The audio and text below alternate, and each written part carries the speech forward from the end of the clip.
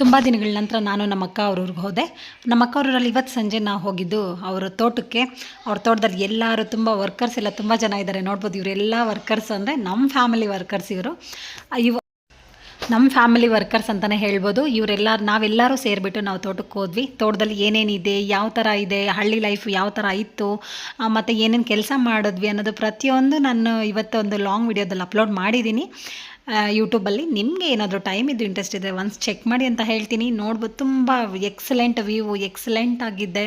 ವಾತಾವರಣ ಇರ್ಬೋದು, ಪ್ರತಿಯೊಂದೂ ರೇಷ್ಮೆ ಹುಳು ಯಾವ ಥರ ಸಾಕಾಣಿಕೆ ಮಾಡ್ತಾರೆ ಅಂದರೆ ಸ್ವಲ್ಪ ನನಗೆ ಗೊತ್ತಿರೋ ಮಟ್ಟಿಗೆ ಸ್ವಲ್ಪ ಕ್ಲಿಪ್ ಮಾಡಿದ್ದೀನಿ ಅಷ್ಟೇನೆ.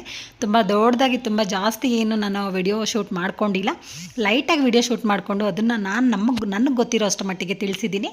ನಿಮಗೂ ಟೈಮ್ ಇದ್ದು ಇಂಟ್ರೆಸ್ಟ್ ಇದ್ದರೆ ಒನ್ಸ್ ಚೆಕ್ ಮಾಡಿ, ನಿಮಗೂ ಯೂಸ್ ಆಗುತ್ತೆ ಅಂತ ಹೇಳ್ತೀನಿ. ಮತ್ತು ನಮ್ಮ ಲೈಫ್ ಸ್ಟೈಲು ಯಾವ ಥರ ಇತ್ತು ಒಂದು ದಿನ ಅಕ್ಕ ಅವ್ರ ಜೊತೆ ಅನ್ನೋದನ್ನು ಹೇಳಿದ್ದೀನಿ. Thank you and see you in the next vlog.